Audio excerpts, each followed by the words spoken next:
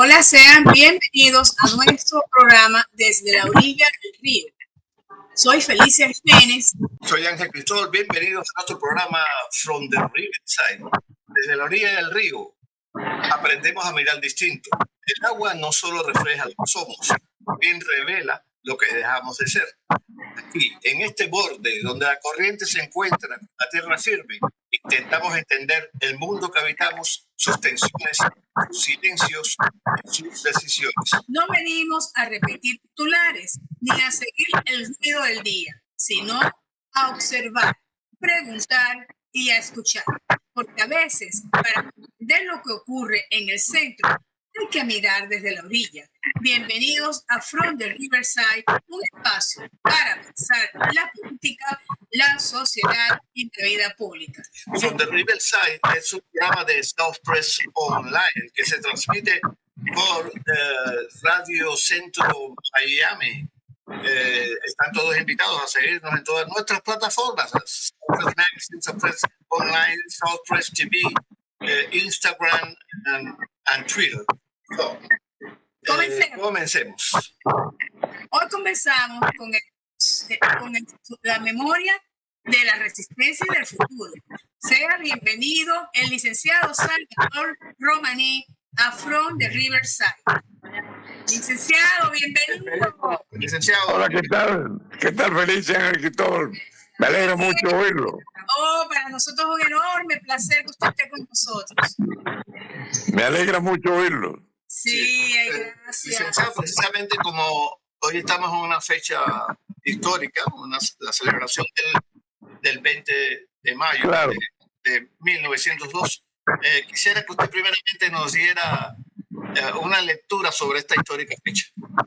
Ángel, son 124 años de espera y de celebraciones, pero también habría que decirlo, muchos de esos años son de frustraciones, de promesas no cumplidas.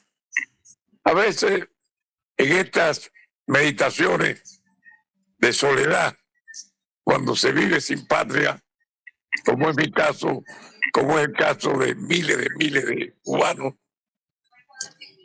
pienso que el 20 de mayo, como una evocación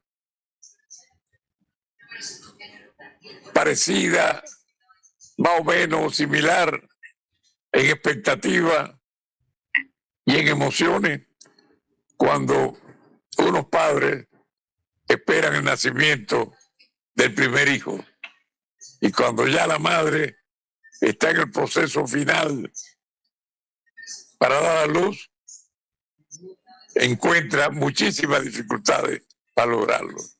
Y es entonces ya cuando el médico tiene que usar los forceps, para que nazca ese bebé, para que nazca esta república. Y así lo he visto siempre.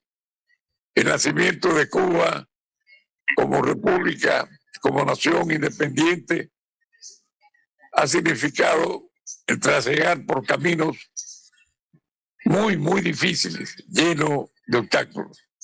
Quizás el obstáculo mayor para llegar al 20 de mayo de 1902 fue la soledad. La soledad porque los cubanos, en nuestra lucha para vencer al colonialismo español, lo hicimos efectivamente dentro de una soledad que significó muchos años de lucha. Esa soledad no es lo normal que ocurra en un continente donde ya todos los países habían obtenido su independencia, sus libertades. Así pues, hemos nacido con dificultades y hemos nacido además con condicionamiento. A las nuevas generaciones hay que recordarles lo que significó la enmienda Platt. Hay que recordarles lo difícil que fue ese periodo de 4 años de 1898, cuando se vence España del 1898 a 1902. Pero en definitiva, al nacer en la República, los cubanos, los dueños de ese sueño maravilloso de obtener la libertad, no han hecho otra cosa que luchar. Y esa lucha, ese amor por lo que significa vivir en democracia, vivir en libertad, vivir en fraternidad familiar, vivir en vista del futuro, ha significado el fortalecimiento estructural del cubano. Pero en este caso, habría que decirlo, es del cubano de la anterior época, por así decirlo. Porque hay una realidad, Felicia y Ángel. Hay dos Cubas diferentes, hay dos clases de cubanos diferentes. Alguien pudiera salirme al paso para decirme que estoy equivocado. Realmente no lo estoy. Los hechos lo demuestran. Por cierto, justamente hace unos dos o 3 días estaba yo en una barbería de cubanos, muchachos jóvenes, no pasaban de los 30 años, y por supuesto se habló de Cuba, se habló de las posibilidades nuestras para recuperar la patria, y por supuesto hice lo que con frecuencia he hecho cuando converso con cubanos jóvenes, y les pregunté, chicos, ¿qué significa el 20 de mayo? Ángel, Felicia, se quedaron mudos, no supieron decirme. Pero que esa pregunta yo le he hecho anteriormente. Recuerdo, estaba yo un día, pasé en Caracas, por la iglesia nuestra, y me presentaron a un cubano recién llegado. Y por supuesto le pregunté lo mismo y no sabía. Por eso siempre he dicho que de producir su regreso con libertad a Cuba, debiera el gobierno establecer en los medios de comunicación una breve exposición, por así decirlo, muy breve, muy objetiva, de lo que fue Cuba y de lo que ha tenido Cuba que luchar para obtener su libertad. Es la verdad. Ahora bien, el 20 de mayo, pienso, nos emociona quizás con más fuerza cuando coincide en situaciones críticas que nos permiten pensar que por ahí vamos a obtener el regreso a Cuba con democracia y con libertad. Pero, como siempre ha pasado, se ha interpuesto el difícil camino de cuando se lucha con un solo aliado, cuando se lucha teniendo solamente el apoyo de un amigo, un país amigo, que por supuesto esa amistad nunca es a tiempo completo. Así nos ha pasado ahora cuando celebramos y evocamos el 17 de abril, la invasión de Bahía Cochino, el 17 de abril de 1961. Cuando evocamos también la crisis en 1962 de los cohetes. Y ahora, justamente en este momento, cuando estoy conversando contigo, Felicia, y con Ángel, cuando efectivamente hay todo un movimiento de esperanza, de alegría entre los cubanos al ver que este aliado, este amigo nuestro, que es Estados Unidos, está hablándole muy claro, muy fuertemente la tiranía, pero le está hablando de una forma que no es la que nosotros los cubanos deseamos 100%, no. Lo que deseamos es la libertad completa del pueblo cubano, no reformas, porque la reforma habría que medirla en su intensidad, en lo que significa. Pero bueno, algo es algo, podría decirse. Y por cierto, recuerdo como cubano, y somos 3 cubanos, Felicia, Ángel y yo, aquel dicho cubano que más o menos era esto: hoy no fío, mañana sí. Eso podría decirse que ha estado funcionando en el drama cubano. Los cubanos, no es ningún secreto, llegamos al 20 de mayo de 1902 con muchas dificultades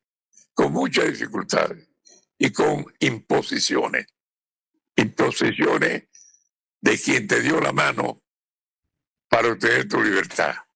Ahora bien, los cubanos a lo largo, después de los primeros 50 años de la República, supimos ganarnos la plena independencia y nos convirtió allá para la mitad del siglo, para 1958, digámoslo así, en un país que podía decirse y se afirmaba que en América constituíamos el tercer país en importancia, tercer país en progreso. Eso se le debe efectivamente a la estructura muy firme de los cubanos, muy firme, porque esa generación nuestra fue la generación heredera más directa, más firme de la generación que nos dio a la República de Cuba. Lo primero, en mi criterio, si logramos regresar con libertad a Cuba, es decirle a estas nuevas generaciones qué era Cuba, qué significaba Cuba, por qué Cuba era tan importante, por qué Cuba triunfaba en el concierto de las Naciones Libres. Estamos pagando y seguimos pagando, igual que en el siglo XX en la lucha por la independencia, estamos pagando la soledad. La soledad se podría decir en una interpretación cuasi filosófica que es un mal que aqueja mucho al ser humano y obstruye mucho el desarrollo de un país en busca de su libertad. Por eso siempre repito eso: la soledad cubana ha sido un sinónimo y un marcador de cómo llegamos al 20 de mayo de 1902. Licenciado, usted sabe que quizá usted, no sé si lo recordará bien, pero usted y yo nos conocimos en Caracas. Claro. Yo no lo conocía de Cuba. Yo fui a visitarlo allá si mal no recuerdo, la avenida La Baral, ¿verdad? Entonces, en la Urdaneta estaba la oficina, correcto. Correcto, en la Urdaneta, donde usted tenía su oficina. Y nunca se me olvida que usted, cuando yo llegué a Venezuela, fue la primera persona que me tendió la mano, me recibió muy cubanamente y se puso a la orden. Pues yo me presenté, yo soy de carrera humanista, no estudié periodismo, estudié más bien lingüística, pero sí tengo experiencia en periodismo. Y usted me dijo, yo voy a hacer lo posible por ayudarle. Usted me llevó a tomar café. Bueno, la verdad que me sentí tan grande con ese recibimiento. Y yo creo que nunca se lo he comentado, a pesar de ya que en los Estados Unidos ya lo hemos visto con bastante frecuencia, y usted ha sido nuestro decano del Colegio Nacional de Periodistas de Cuba en el exilio, y ahora es su presidente emérito. Y lo que él le iba a preguntar es lo siguiente: basado en que he sido testigo de su vida, de sus actividades por la libertad y su compromiso. Sí, gracias Ángel. Sí. Gracias Ángel por su recuerdo. Chicos, y efectivamente fundamos allá ya a principios del año 60, si no había llegado, no se había cumplido 2 años del comienzo del engaño criminal del pueblo cubano. Fundamos con ese pequeño grupo de cubanos en Venezuela, fundamos la lucha contra ese gobierno que ya se perfilaba como lo que en definitiva fue con una cruel dictadura. Pero fíjate, Ángel, y hablando tú y Felicia, hablando entre periodistas que somos, históricamente, habría que recordar que la lucha contra el gobierno comunista cubano lo iniciamos en Venezuela 5 periodistas, Rolando Blanco Bolaño, Carlos Romero, Romualdo Ventura, Salvador Romaní, todos, muchos de ellos, de estos compañeros, ya desaparecidos tristemente, tenían funciones directivas en periódicos de importancia. Yo era un columnista de algunos periódicos en Caracas. Y es importante anotar esto. Lo primero que teníamos que lograr en Venezuela en esta lucha era bloquear, desmentir, destruir el veneno ideológico que Cuba ya comenzaba a enviar a Venezuela. Y efectivamente, los primeros meses se ganaron la opinión pública. Y eso fue el objetivo nuestro y lo logramos conjuntamente. Y lo recuerdo como llegaban los cubanos a Venezuela. Fundamos en ese momento la histórica Quinta Hogareña en la calle, lo que era la calle La Línea, una casa grande donde dábamos asilo y allí pernoctaban, vivían y dormían, vivían completamente en esos 4 cuartos que teníamos en los pasillos, alrededor de 30 y tantos cubanos, donde hacían su desayuno, su almuerzo y su cena. Pero además, Felicia y Ángel, debemos recordar que esa lucha que iniciamos los periodistas fue acompañada con la fundación de un periódico, el periódico Debate semanario, que salía a circulación los domingos.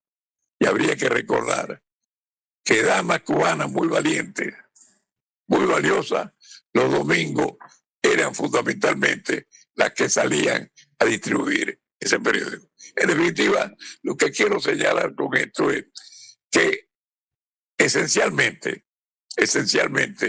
esta lucha contra la barbarie ideológica de los Castro tenía que ser, y lo fue, de opinión pública.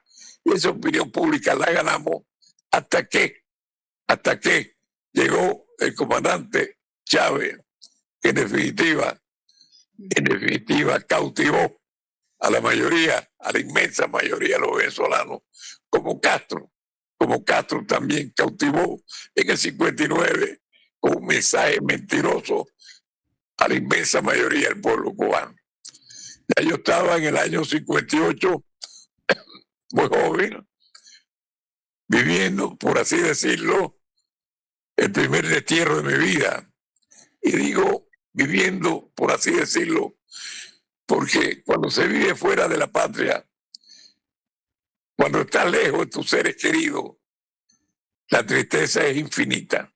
Y el destino me ha llevado a ser, por así decirlo, un profesional del destierro. En definitiva, los cubanos de esta época de la que tú estás recordando, Ángel, salieron a la calle. Ya tú estabas allí en manifestaciones valientes de enfrentamiento con las hordas del fidelismo, que eran fuertes, que eran poderosas en Venezuela.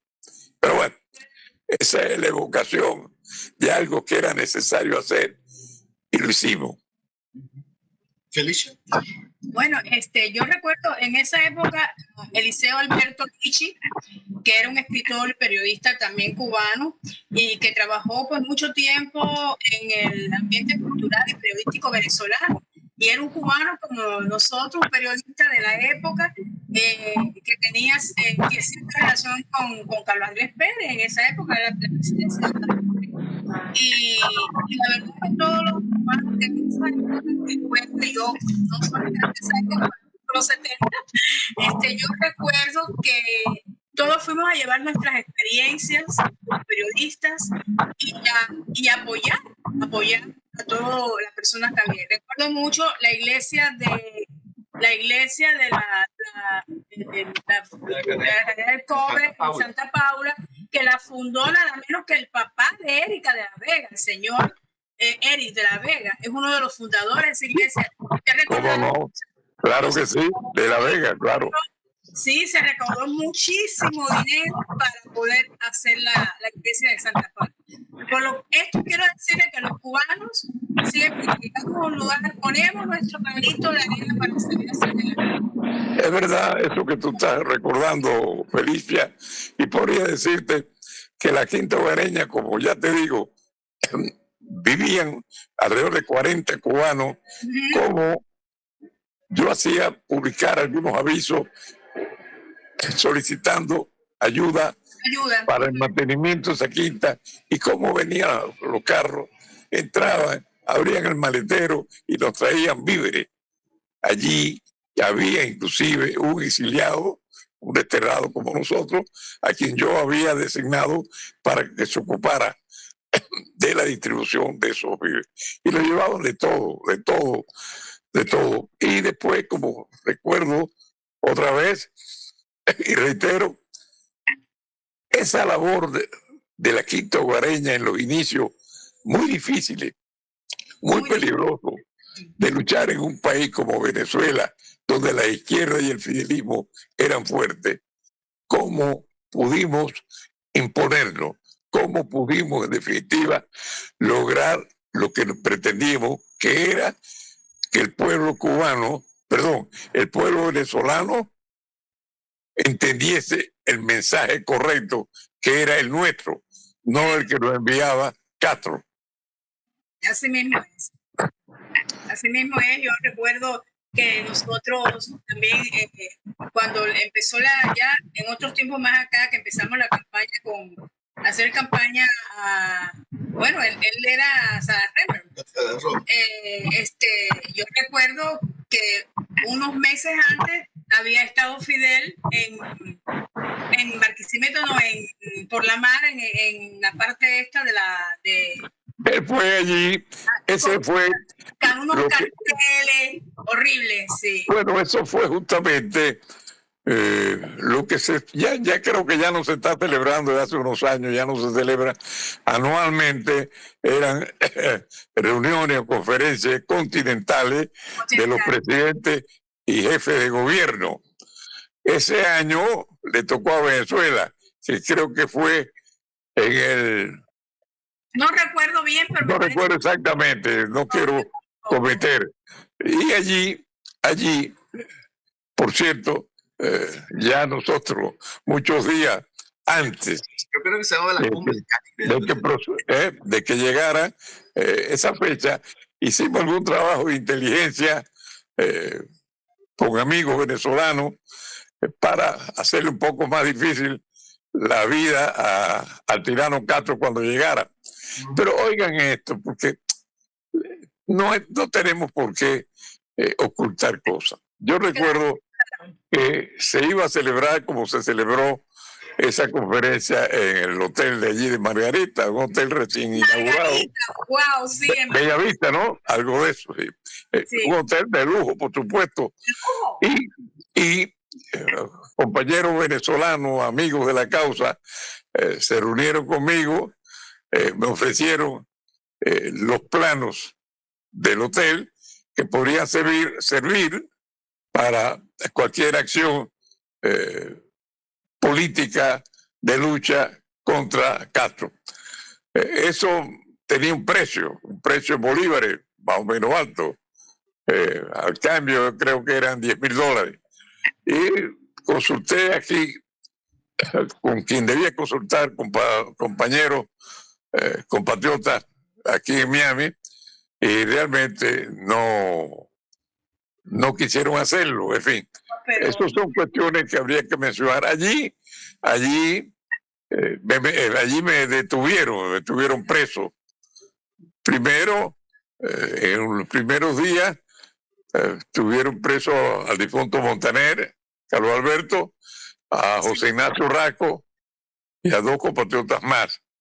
Después yo fui días después a Margarita, ¿verdad? Que es lo que tú estás recordando, las movilizaciones de calle, de opinión pública que hicimos los cubanos. Y allí me detuvieron y recuerdo aquello emocionante para mí, como cuando la policía política, la DIGEPOL, que así se llamaba entonces, me dio una carretera,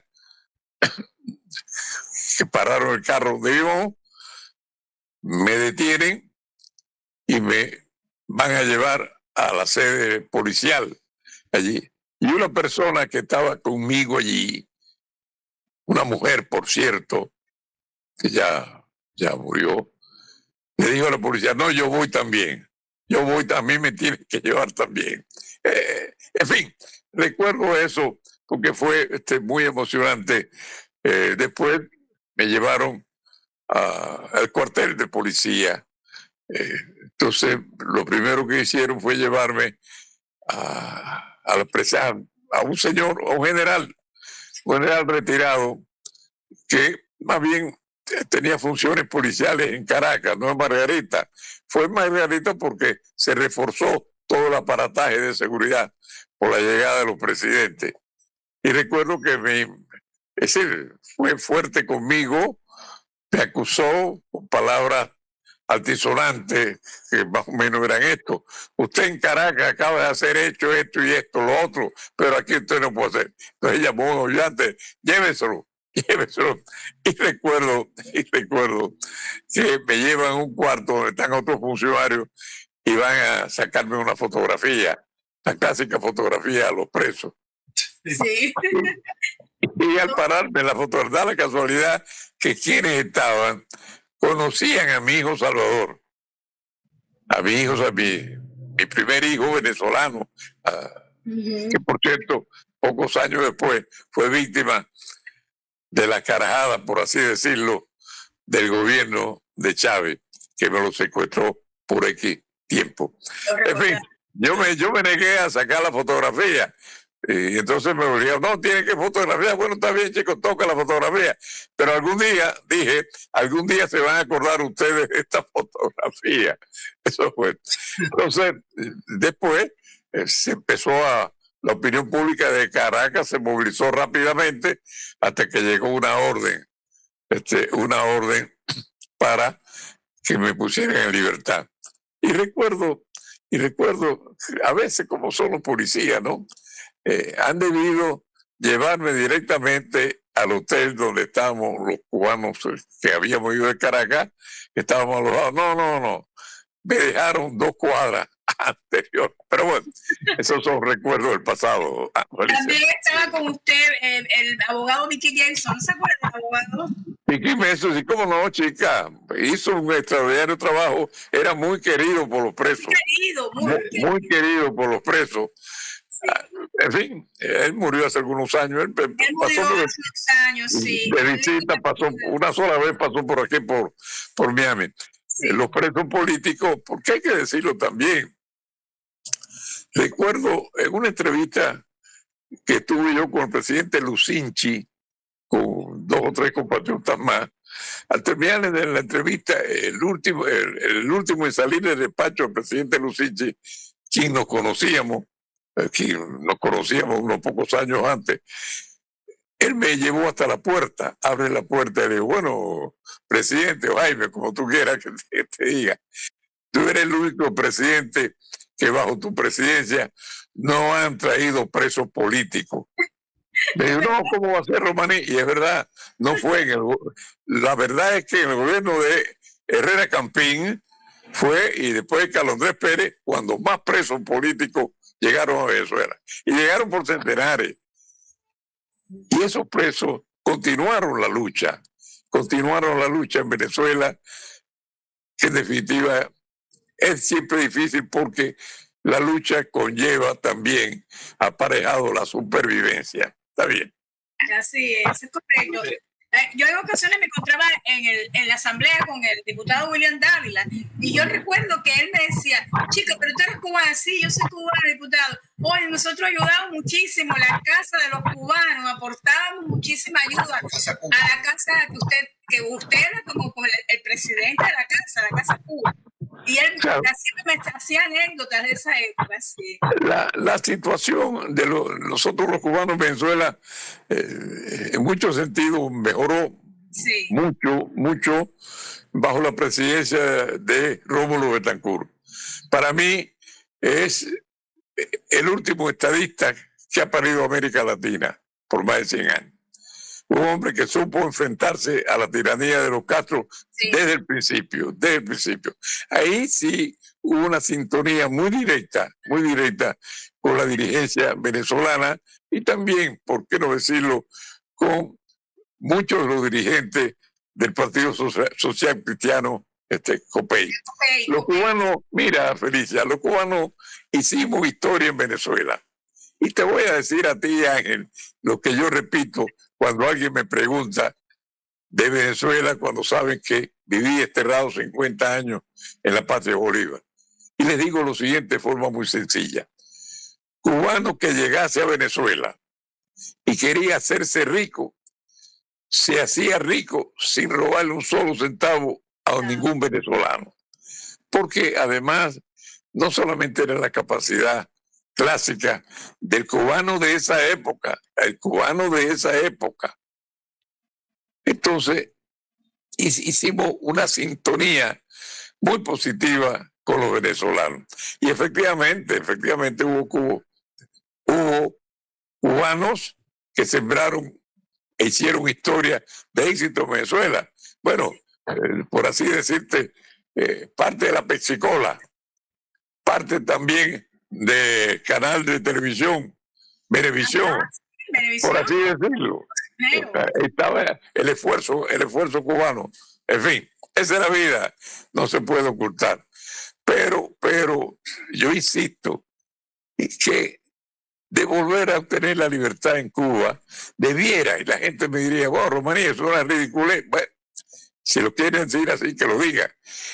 El gobierno futuro de Cuba debiera obligar a la radio, a la televisión, a los medios de comunicación, un espacio diario, como una cartilla diciéndole qué era Cuba, qué significaba Cuba, por qué Cuba, a 50 años de su nacimiento como república, ya era considerada en tercer lugar en logros en América Latina. Esa es la verdad.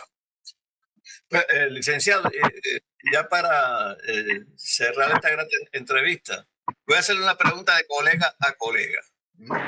Usted me hablaba también de que muchas generaciones actuales no conocen nada acerca de la celebración de hoy, el 20 de mayo de 1908. Pero también, yo digo, quisiera saber una reflexión suya sobre cuál va a ser entonces en estos momentos tan importantes que estamos viviendo. ¿Cuál va a ser el papel del Colegio Nacional de Periodistas? ¿Cómo usted ve eso? ¿De qué manera? Ahora mismo que estamos en una segunda generación, ¿no? ¿Verdad? En lo que es la decanato, usted sigue como presidente emérito, sí, muy meritorio que está ahí, nosotros estamos muy de acuerdo con eso, porque a veces a mí me decían, él dice que es una leyenda, y yo siempre decía, sí la es. Él es una leyenda, no que era. Es una leyenda, no sí la es. A mí me consta. Pero es una pregunta que no quiero dejar fuera del tapete en una entrevista como esta, que le agradecemos que nos haya dado. Para mí es un placer, de veras que siga escucharlo de ustedes, porque justamente ustedes hacen opinión pública. Y esa es la única y mejor arma política y social que tenemos para ayudar al regreso de la libertad. Es lo que tú me estás planteando comentando son realidades que pasan, pero que pueden definirse como lo defino, en este caso lo defino yo. La lucha tiene que ser el signo vital de continuidad del cubano. Solamente así. ¿Qué ocurre? ¿Qué ocurre? Y hay justificaciones, hay explicaciones, Felicia y Ángel. El ser humano se cansa, el ser humano también se decepciona, el ser humano también se deprime y abandona después de décadas de lucha. ¿Por qué? Porque no es normal en América Latina y creo que en el mundo entero que me digan, que me señalen un ejemplo de una tiranía inagotable en el tiempo, como el caso malvado de los Castro. Son 67 años y siempre, como digo, 67 años en una soledad que no merecemos. Por eso, como está recordando Ángel ahora, parece ser que las circunstancias pudieran inclinarse a nuestro favor. Dios oiga y conduzca a quienes tienen en sus manos el destino inmediato de Cuba. Y después arreglaremos la carga. En el camino arreglaremos la carga. Pero lo importante es llegar. Es llegar, eso es correcto. Y aquí hay muy buenos cubanos que pueden lograrlo. Yo creo que la presidencia de Cuba está aquí, entre nosotros mismos, entre los cubanos que estamos aquí en el exilio. Yo sé que el que está ahorita en la presidencia es un gran amigo mío y es hijo de un gran amigo nuestro, Esquivel. Yo creo que... así como no. Sí, él es Esquivel, el padre Esquivel, fue un luchador incansable en Venezuela. Siempre estaba a mi lado en esta lucha. Era un magnífico cubano, sí. Pero además incansable en la lucha y además lo que la gente no sabe. Esquivel era un cantante magnífico. Esa es la verdad. Pero bueno. Cubano excepcional, yo le decía a él, usted es un cubano excepcional. Pero bueno, yo creo que las cosas, todo va a pasar y va a pasar para bien. Ha pasado muchas cosas, ¿verdad? Usted dice que el cubano ha pasado de todo. Yo he estado muy decepcionada, alejada. Yo llegué aquí hace 11 años y usted sabe que para entrar al colegio me metí 5 años. Bueno, porque por la decepción que tenía del entorno. Felicia, tenemos que entender que los pueblos tienen sus intereses políticos. Y ahora mismo, y hoy 20 de mayo, tengo entendido que el Departamento de Justicia de Estados Unidos formuló, tengo entendido que 7 cargos penales al dictador Raúl Castro. Y yo me pregunto, han transcurrido 30 años de esa barbarie, de ese crimen atroz de asesinar en el aire a 4 cubanos, 3 de ellos con ciudadanía norteamericana. ¿Cuántos presidentes han pasado en estos 36 años? En estos 30 años, ¿cuántos? Pues han pasado más de 4 presidentes. Sí. ¿Y por qué antes no se había evocado esta tragedia para encauzar a Raúl Castro, que todas las pruebas indican que fue el responsable de ese asesinato en el aire? Inclusive, ahora mismo veo a los 3 diputados federales cubanos nuestros, magnífico ejemplo de lo que vale el cubano. Hicieron unas larguísimas declaraciones agradeciéndole reiterada y encarecidamente al presidente Trump lo que está haciendo. Pero, en definitiva, lo que se comienza a hacer tiene que terminarse.